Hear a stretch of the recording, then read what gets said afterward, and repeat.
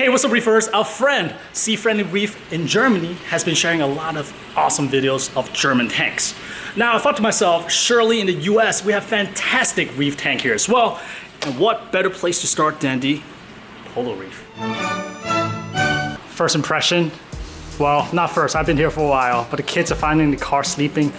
So I got a moment to really reflect on this. Hello, Phoebe. This tank is much larger than the number. I mean, like 17,000 gallon, it's, I guess it doesn't quite hit you the same when you see this in person.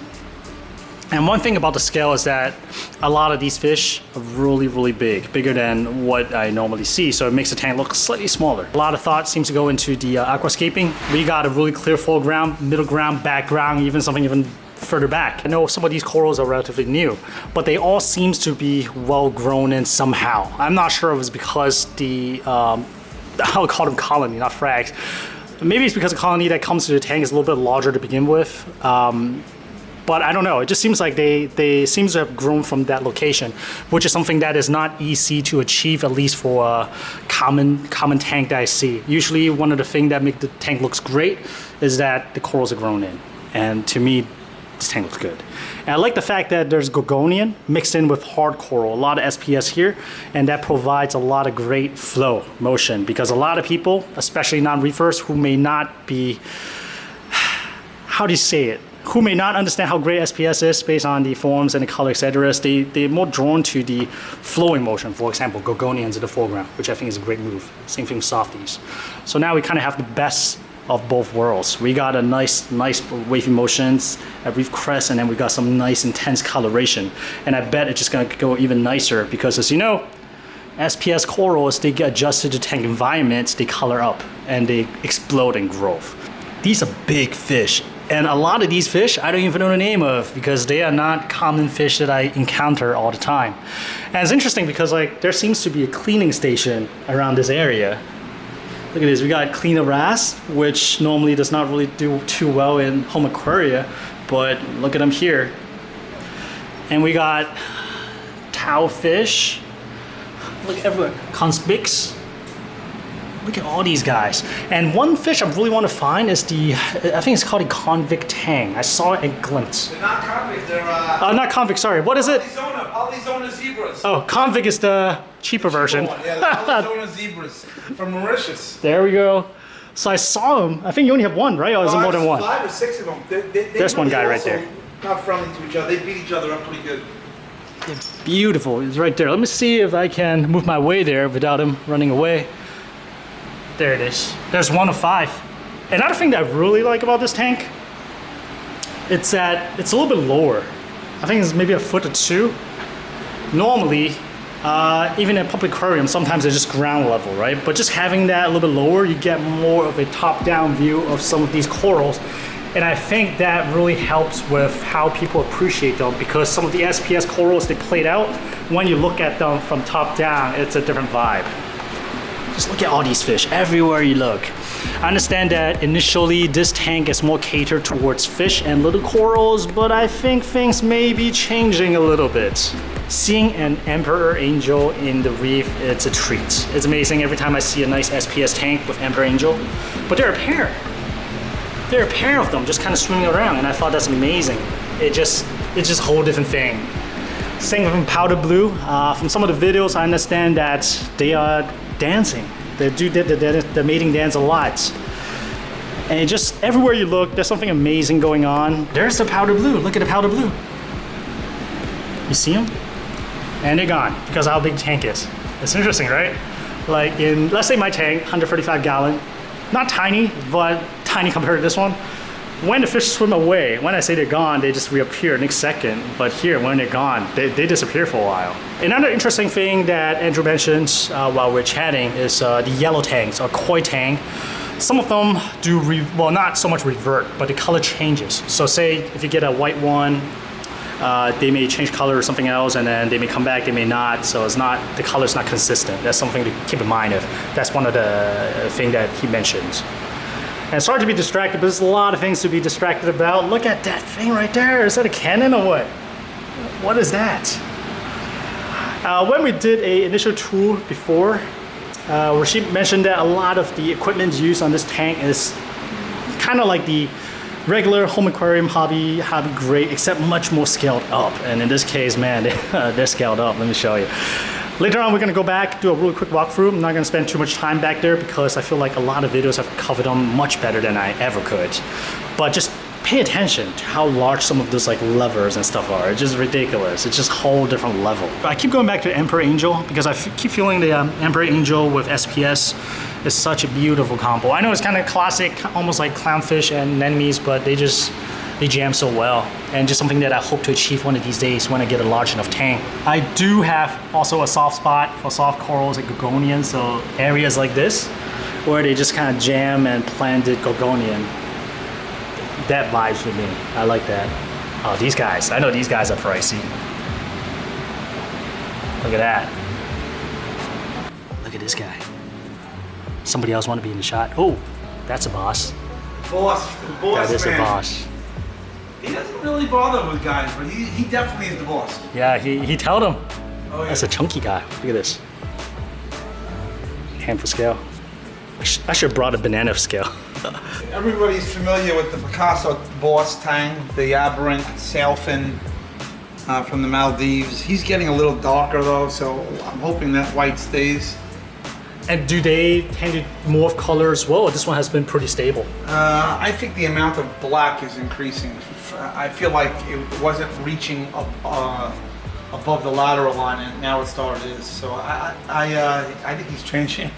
The white still seems really prominent though, doesn't it? It's prominent, but it's getting smaller. But they could change back too. Yes. It's beautiful. That's a boss. That's the boss. This orange-back flame is a very social, beautiful fish. And there's a school of Lenardi's. There's a school of Lenardi's. Here you go. Lenardi's and Chody wrasses. They're almost, they'll swim 7 or 8 at a time. There's one down here. They're sort of busy picking at the reef. Oh, that's now. beautiful. That's a Yeah, blue and they're yellow huge. one, right? Yeah, it's a big Lenardi, yeah. Is that the male coloration or they all look No, like that? the super male will turn again, like something different. It's beautiful. Look at that. And he keeps the pests away too, huh? Looks like he's Yeah. busy. And there's a school of Chody wrasses. Who knows what these things are right now? They do different things for different times of the day. Gotcha. And you have a really special Here's a hybrid. Chody wrasse Oh, right here. Two oh, right there we here. go. The red ones, eh? Yep.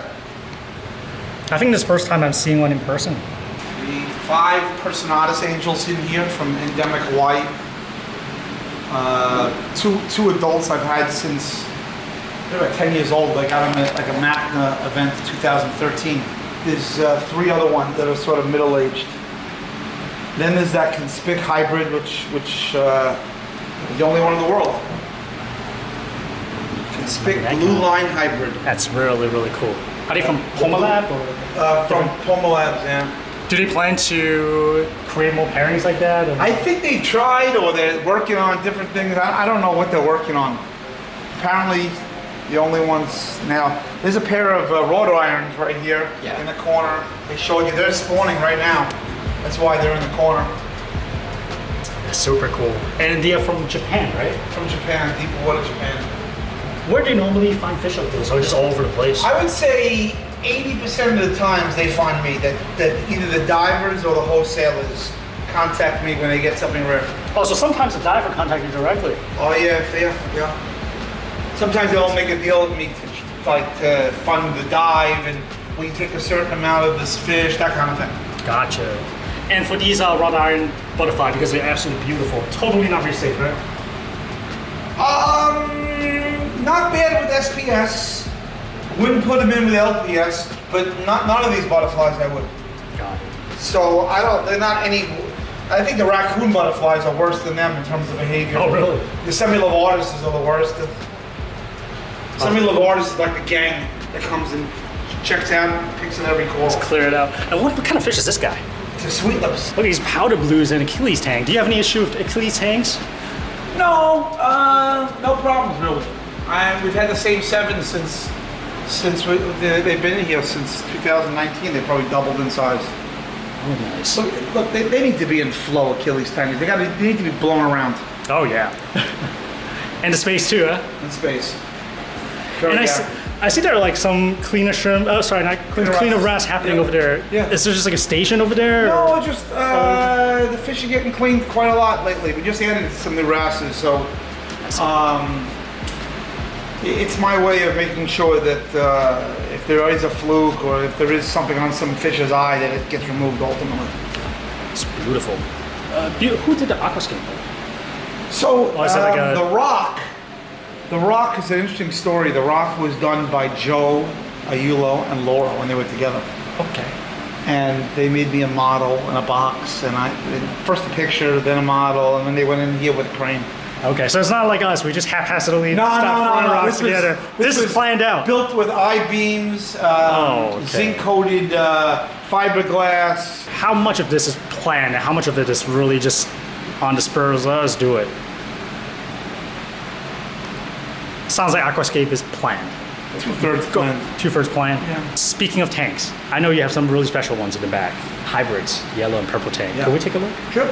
And now a word from this video's sponsor. What are you doing? Hey, are you shopping on for fish stuff again? We are supposed to be saving money for our kids' college! Hey, look. First of all, ads like this is how we're gonna pay for our kids' college. Secondly, the is not the only online aquarium store out there.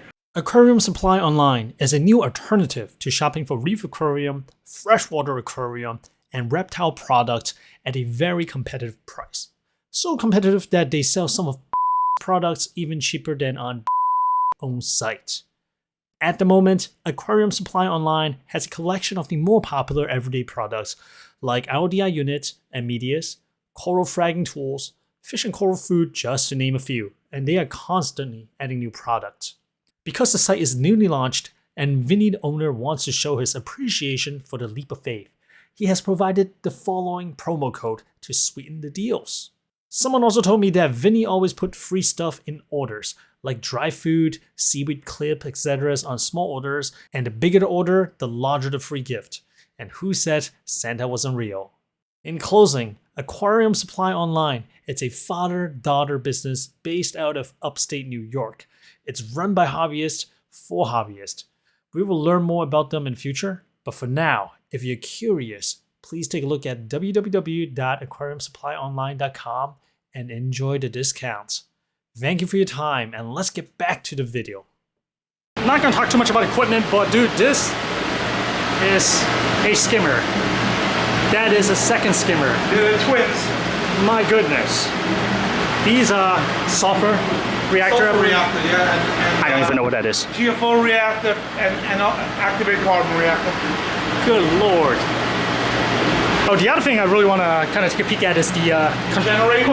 Okay, generator. Let's see that. I think Telegram Jim, this is for you. I know you love backup power and oh my goodness.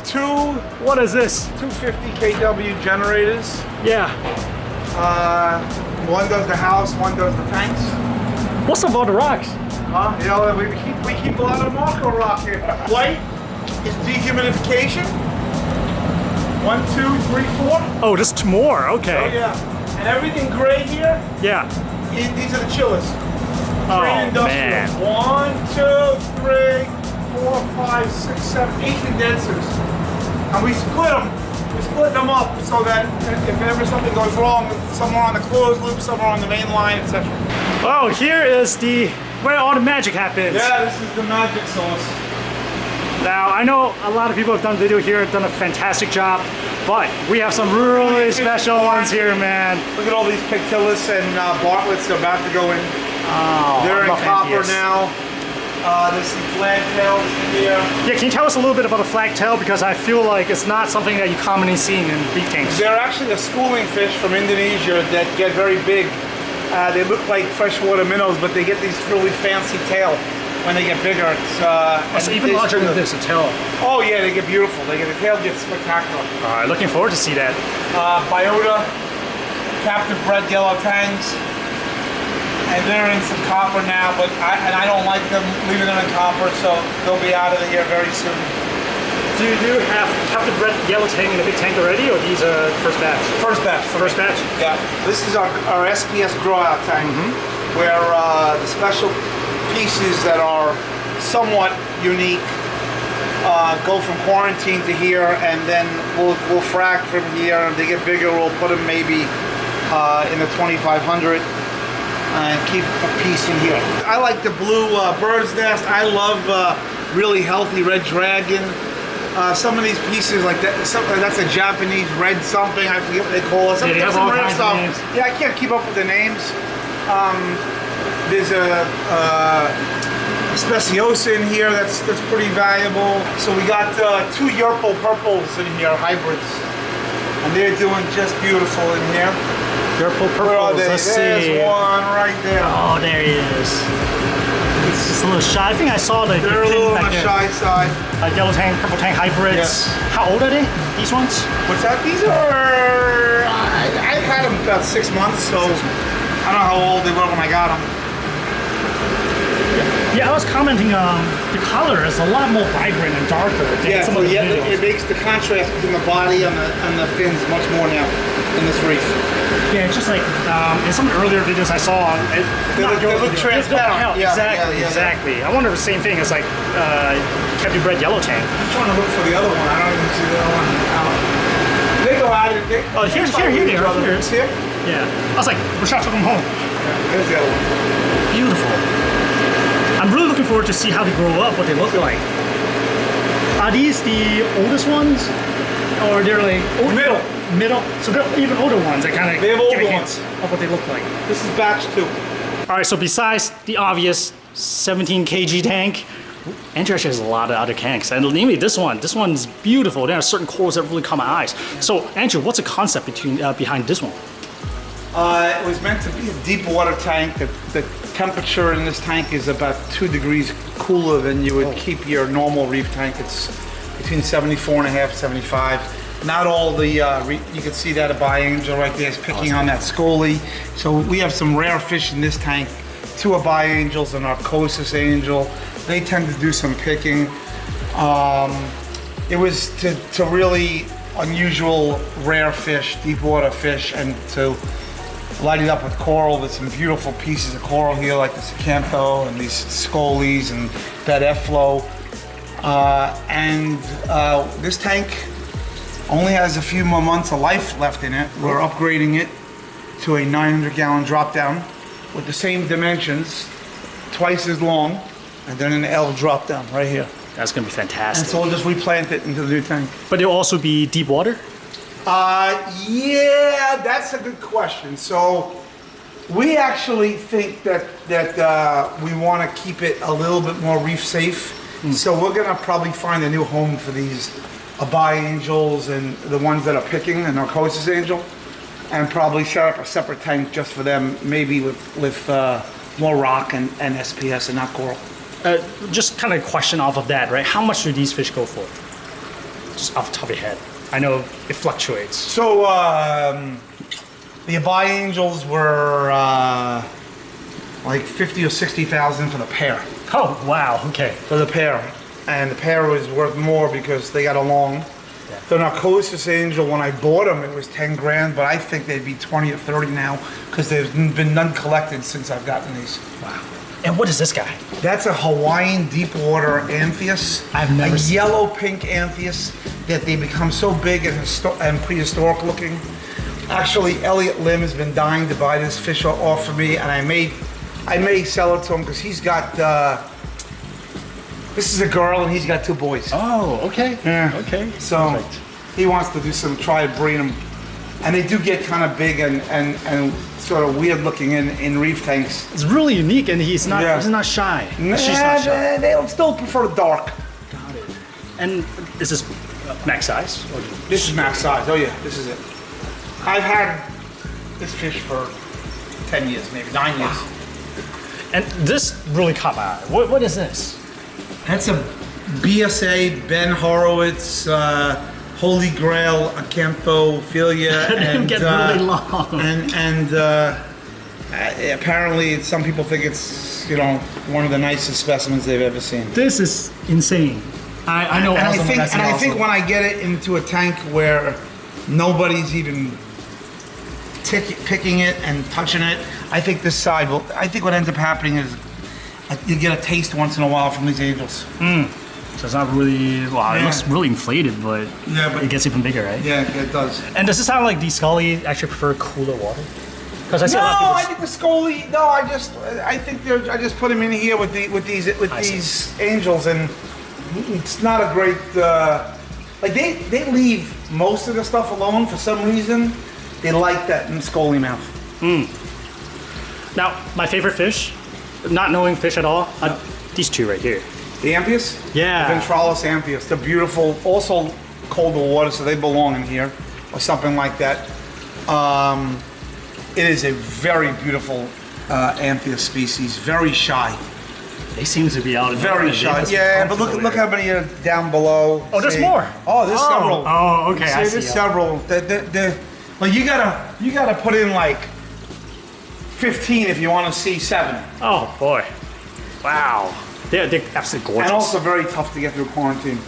And then there's a Lanceolatus wrasse, which is very rare also.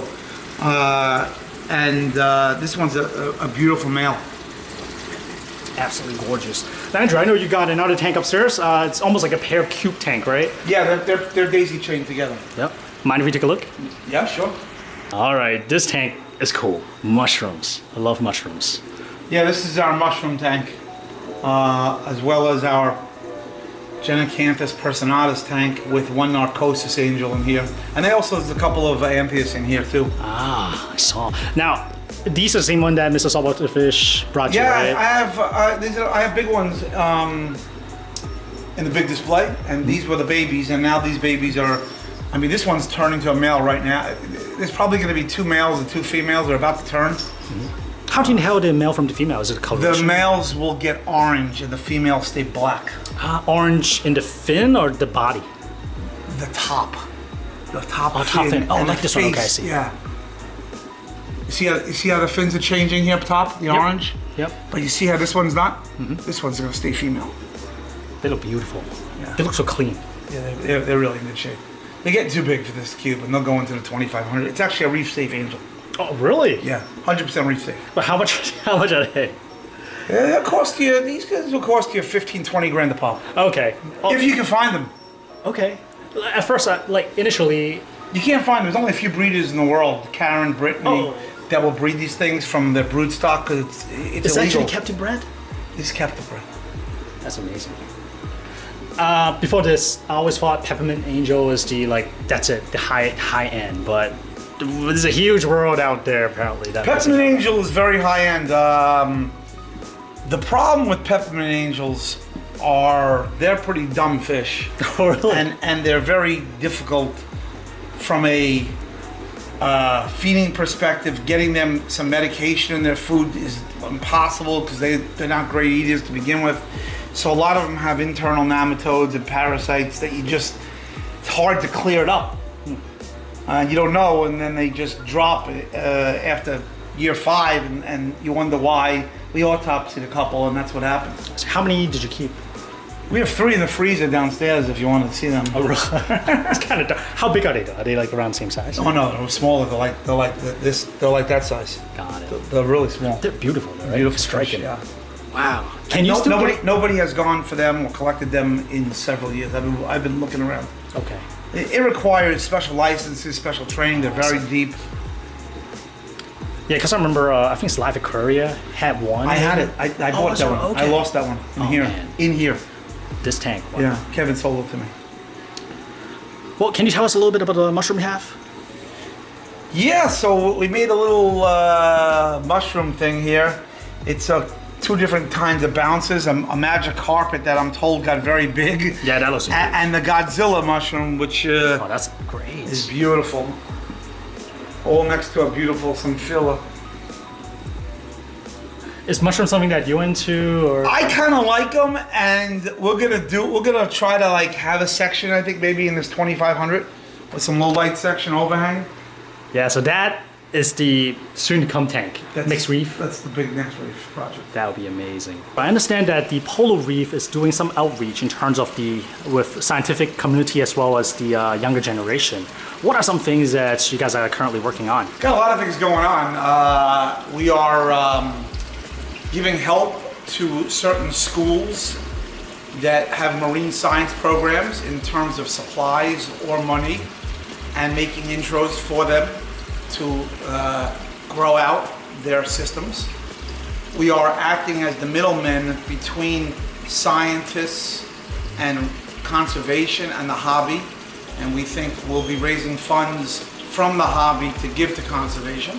There's a big opportunity in curriculum, and we're actually involved in writing some curriculum for Florida schools on aquarium science. And so there's a module specifically dealing with aquariums as opposed to the ocean.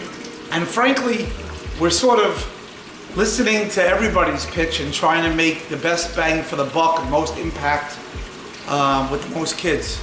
So sometimes that's school by school, sometimes that's state by state, project by project. That's what we're doing. Now, if we want to learn more about these projects, or we want to kind of like pitch you some ideas on where they could use a little help, what's the best way to find Polo Reef? PoloReef.com is the website, and there's a whole info at Polo Reef if you want to send us a message. PoloReef.com gives a pretty good mission statement and philanthropy section. Starting next year, we'll start listing the individual charities that we actually gave to. And the other ways to follow my group, Polo Reef by Andrew Sandler on Facebook, YouTube, a lot of long form education there, and long format conservation stuff. Instagram at Polo_Reef. You're a busy man. I do, I have a lot of identities. A while back, we talked about legacy, and we got sidetracked. So let's say 5 or 10 years down the road, how would you want people to remember you as a hobbyist? The guy that helped better the hobby, the guy that gave back, and the guy that was philanthropic, and I just want to be remembered as the good guy that helped people. And my legacy I would like to do is to keep this hobby growing. That includes getting those sparks to kids and frankly giving people enough inspiration where I'm not breaking records anymore. People are doing tanks like this themselves also. I would love to have that and see more of this. Hey, until then, you are the king of the home aquarium of reef tank, so thank you for all that you do.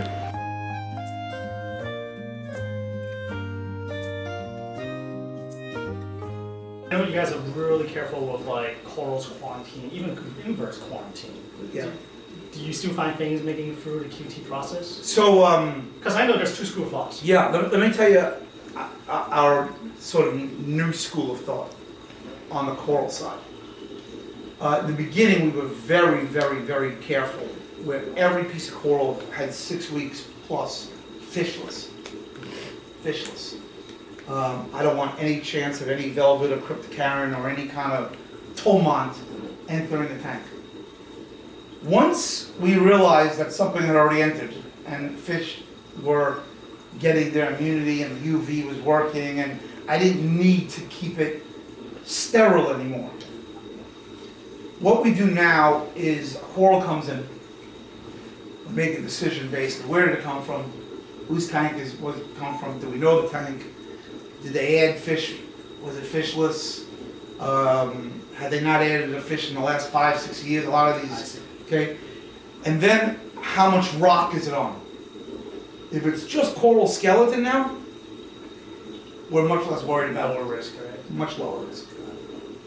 So that quarantine is sort of inspection, dipping, the typical type of thing, and it may hang around as short as a week, or if we don't have room for it, and we think it's actually a worse situation health-wise in a vat because it's so big or something like that, we have set up separate vats before, those 150-gallon Rubbermaid type things. But if it's coming from a clean tank, and we've inspected it, and there's no rock on it, it may go in, we may feel like it may go in as early as that week. Okay. All right? And it's safer to go in than stay out. So we're doing it one by one now.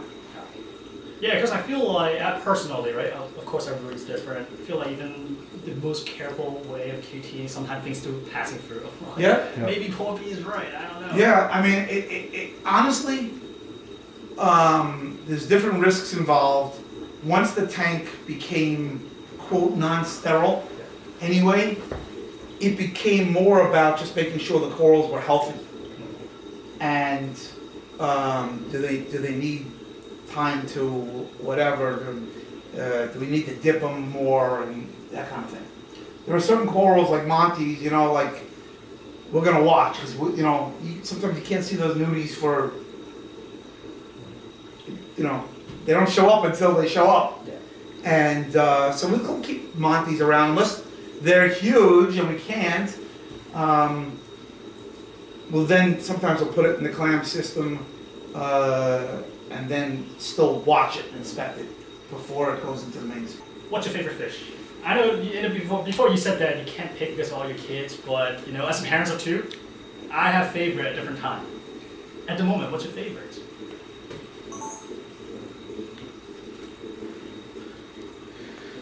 We're sort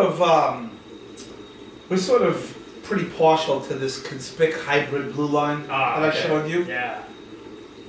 And the reason why, he's been with me a long time, and he had a little thing on his eye. We think it may have been a fluke. We're not even sure. We try to get him in the cage. He's recovering, by the way. The cleaner rasses are taking care of it. He's fine, and he looks great. But we went after him for a few weeks, and in a few of the episodes, and we couldn't get him in the trap because he was protecting that eye. Oh, okay. Right? So it turns out, you know how it works. You can get fish when they're healthy enough.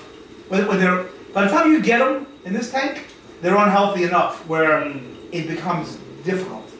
And when they're healthy, it's very hard to go in and get them with a net. Or you got to send 2 divers, trap them, and they evade the net very quickly.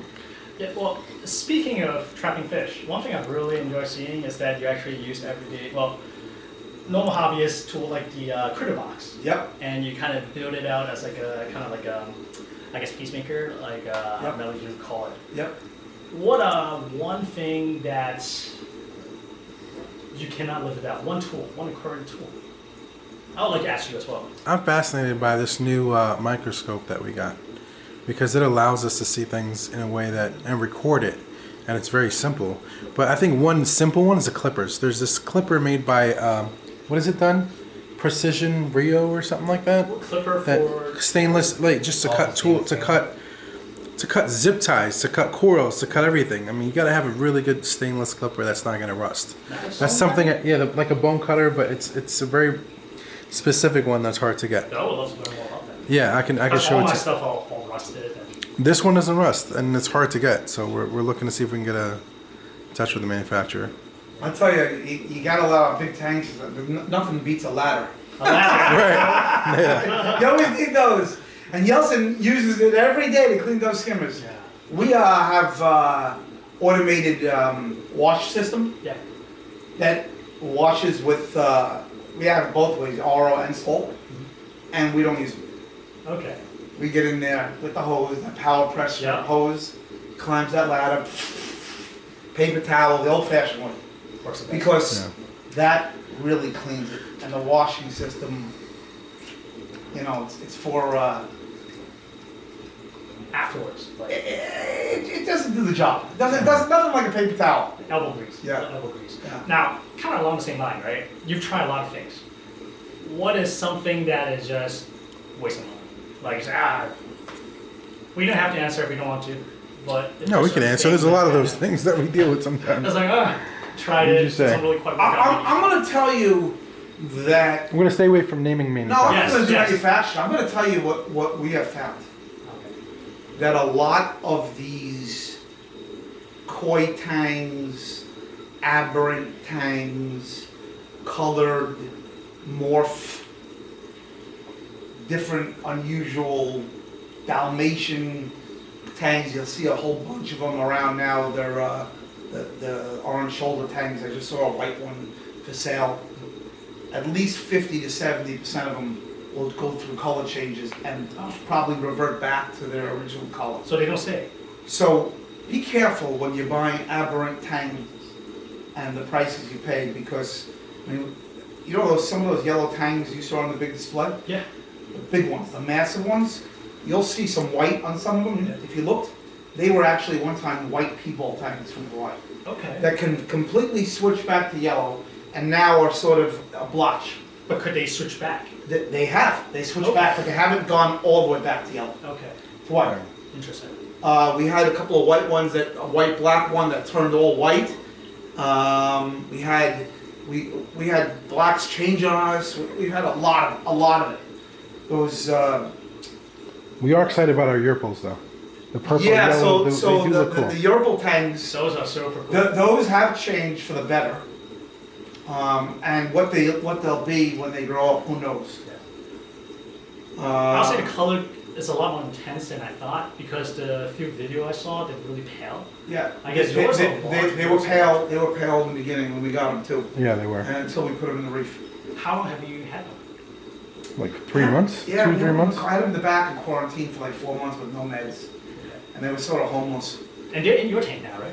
Well, yeah, my fish got added to the 300. Maybe I'll take all of those back on my tank as well. That's like 8 months from now. I wouldn't put fish in a new tank in a long time. Yeah. I'll probably stock it with corals before I ever put fish in there. In one of the previous interviews I saw, you expressed your disdain for hippo tang. Did not like hippo tang at all when they grow up. Is this still true? We love them. I'm waiting for the breeders to breed them mini. Okay. And I know like the dogs. Okay, I know there's certain types that turn that's like more black. Yeah, they have some black, the yellow belly, black ones. At the end of the day, if you go to like Rachid and I used to go to the Long Island Aquarium here at Riverhead. Okay. And by the way, if you have any extra time, I haven't checked it out yet. I keep hearing about it. You should go. It's worth the 45-minute trip. They did restart. They did a restart, but it's looking really good right now. Okay. Yeah. Okay. Yeah. Yeah, and frankly, there's other things there like Penguins and they're great for the kids. The kids could do the stingray touch. Stingray stuff, touching stuff. I need to convince a wife. Yeah. That's my boss. So it's 40 minutes down the highway. But in any event, there was one hippo tang that got so big that he actually had to go net it out with a massive pool thing. And like this. And the thing was so gross, and we used to look at it like, oh my God, why does he get these massive, ugly things out of there? So that's why I go Okay, to yeah, Stanford. okay. I guess I love them small and inside a aquapora. Oh my God, I've seen a show of them, like beautiful. I'm like, beautiful. Yeah, but you know they start picking at things.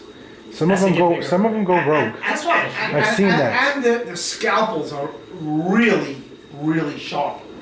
So getting them out is not easy also. Yeah. if we could rewind the time back to 7 years ago, besides going all in for a Tesla, would you build this tank all over again knowing what you know? And what is one major thing you would change if you end up doing it again? So would you do it again if you know this is the amount of work and cost going into it? Would you have gone smaller or something else?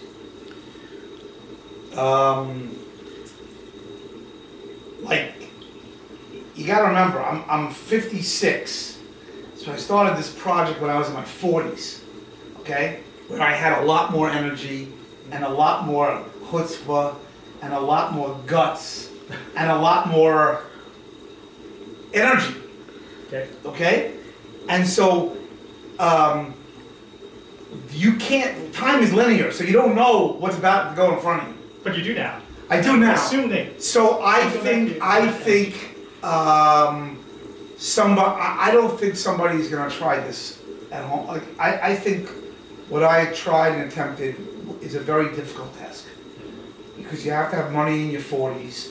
You have to be able to make a construction so that it's so forth, get a permits, approvals, source the materials now, which is very difficult. Okay. And so I think that the timeline, okay, maybe if you had a whole team at it instead of Jonathan and Michelle, and maybe you could cut the time in half so you do it in 3-4 years instead of 7 years. Still, I would ask the question like, where do you want to be at 50s and 60s year old? Do you want to retire? Where do you want to live? You know, I get questions now, or even get pulled in the direction of my family to come back to Florida and have a house in Florida, or move down to Florida at some point. That's a very tough proposition when this thing's here. And so you got to make sure, like, this is where you want to be, and you don't know those things, or your health, you don't know those 10 years prior. Okay? So you just got to go, you got to be the kind of person that goes for it, and you hope it comes out well. And so it's too difficult of a question. The answer is no, but I'm happy I did it. Yeah. That's good. That's the answer. Speaking of the guts to take on a huge project like this, right? I feel like these past 2 years, you started really attacking social media. What makes that? Like, what makes you do that? Because social media is not a kind place for the most part. Why? Why put yourself out there like this? It started in COVID when people were quarantined, and it was the first time I ever picked up a camera. I never videoed anything, and it was just a tank with rock. And if you look at those old videos, I was shaking. It was terrible. But I was just playing 70s and 80s music and cheering people up. Yeah, okay? And then I lost my father. Or maybe I lost my father first, and then we had COVID. And I just started to feel, after that experience of losing my father, significantly more philanthropic and giving back. So I try to give back first in just smiles and happiness. Then I started realizing as I was inspiring people. And I just started moving forward. I had no idea where this was going. This was never about social media. Next thing you know, I wanted to help the hobby. And how else to help the hobby than to do education, marine science, give back through sparking kids' interests, you know? And so that became the mission. And so this has sort of been a weavy path, but we think, you know, something like 75 or 80% of the stuff we're doing now is all philanthropic, giving back. And we're looking to hire in areas of coral care because it's going to take another step function up with this 2,500. And so we're nervous about our time and the splitting the time. And so that's one thing. And the second thing we're looking for is, like we talked about, is video and editing. First of all, the art of photography and videoing and editing, that's a whole different ballgame in social media. And creativity and having that camera there. Like, we take things for granted, Rachid and I. We don't realize that it's good content that we should be shooting it. And it happens all the time. Content's all over the place. All over the place. And we don't realize it. We're too busy. We're too busy doing presentations. Now, one question I do have. When do you think the recession will be over? If we're in one. It just started, I think. No. He's going to shoot you straight. Hold on if you're going to ask him a loaded question, I think it's just starting now. Straight. I think it's just starting now. Yeah. And the max pain will be second half 23. Oh, still got a while to go, huh? I think max unemployment is like low drop, digits. yeah, Like, how can you feel like you're in a recession? So I think you got some time to play out. The real issue is how deep. Okay. You know, that to me, that's like we're gonna stall. It's gonna feel like stagflation for a little bit. Just has to happen, and we got too hot. We got too much money printed. That's true. And if you don't take care of it, rates will either the market or the Fed will take care of it for you. So this thing needs to slow and cool. It's a question of how deep this thing is. Now, one question I kind of have is that. And by the way, stock prices may discount the second half of 23 pain in the first half of 23. Okay. So don't think you have, like, it might get bad now and into, it might bottom by June, even though the economy may be terrible in November and December, the market may have already bottomed. Not financial advice. Yeah, right. I'm just saying, when the market does things, it's not necessarily the economy. But I do have to say, I really enjoy the daily life of Magic first. I'm Yeah. sad that season 1 is over. So let's talk about that. Yeah. Let's talk about that because that's a great topic. We did this season. If you haven't seen it, it's on YouTube. It reminds me of Tank. Yes, To a certain extent. It was a little like that. Less We of were a trying to drama. bring a slightly different entertainment, educational. We're crazy people, and we have this crazy life, and let me bring this life to you guys. So what we decided to do was explore season 2. Whether we should do it in a way stepped up manner, like production crew, Okay. following us around and entourage, and that has to be worked out even earlier because you got to make buffer material, you have to have script. And as we started to learn how much that was going to be involved, then we thought maybe, and we still may do a pilot like that. But at the end of the day, I think we don't want to walk into Macna or a speech with an entourage, a film crew. We want to be taken seriously and not like the guys from Tang. Okay. Okay? That's what we don't want to happen. Okay. But you have a similar format, style. But in So terms of content- we are now going to go away from that content in season 2. We may do some drama. We're going to do some road trips. We're going to make road trips to Top Shelf and take the plane, and we'll do plenty of that. Yeah. But we're gonna try our hardest. We'll make it entertainment and funny, Yeah. but we're gonna try not to impose drama for ratings. Got it. There's also a lot of real amazing content that's going to happen here And then there's also that we don't want to miss out on. Yeah, so we have some real scientific interviews that we've done where I'm interviewing or Rachid's interviewing. They just went down and did Julian Sprung, and long conversation at his apartment Nice. with his sumps and his coral and his clams and his ponds. Yeah, his mangroves. But it takes a little time to edit that. But So- Drew, even the content here, like building this 2500. Right. How is the aquascape that gonna will be have that will be 900 drop episode 2, right? Yeah. Building a 2,500 gallon reefscape. Right. I mean, I So there'll feel be a like- lot of natural capital projects to do and film that are not drama.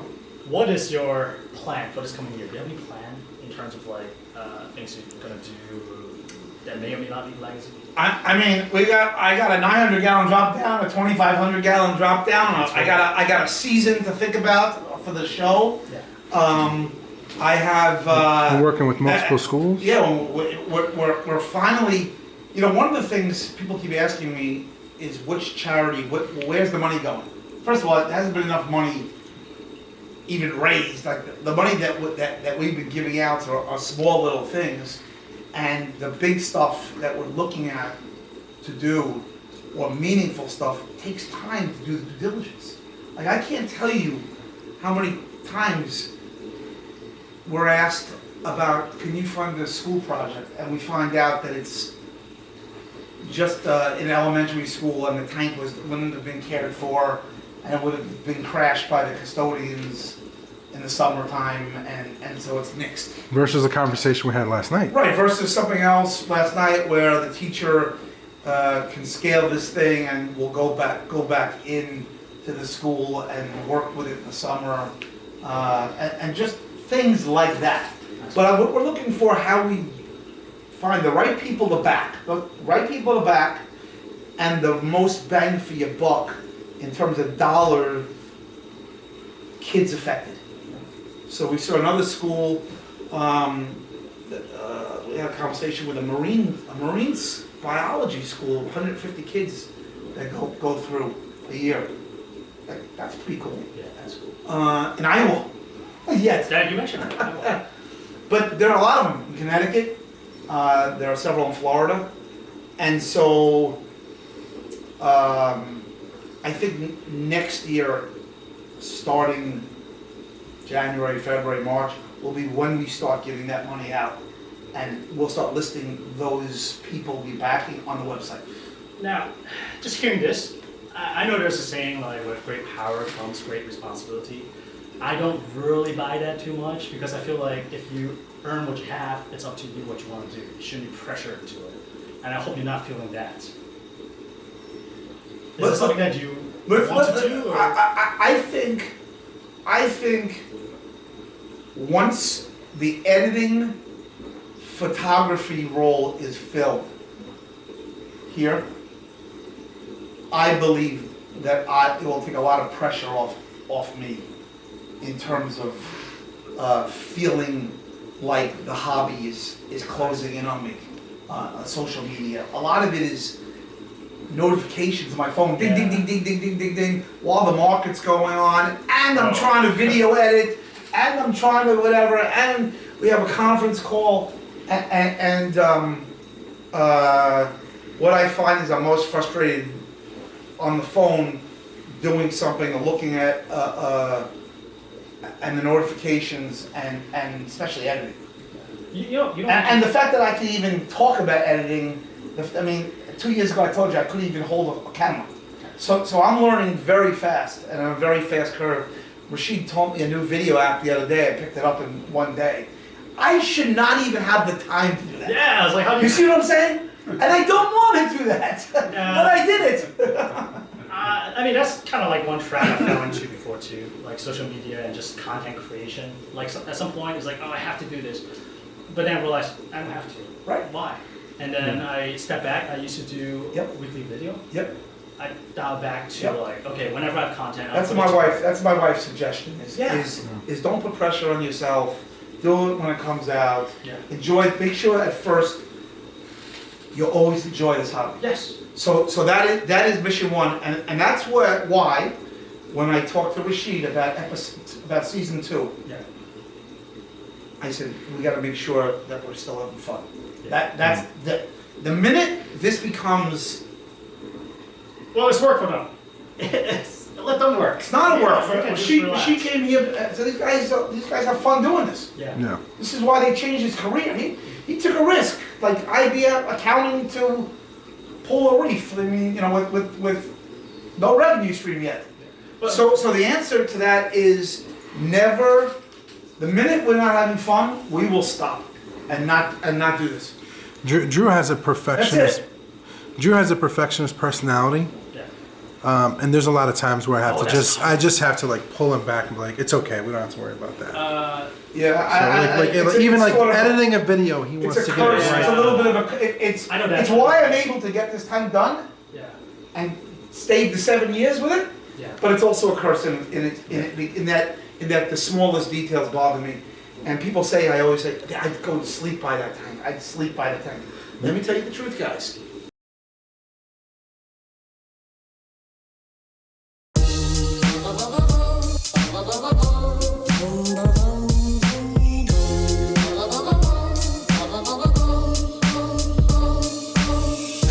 In New York, no.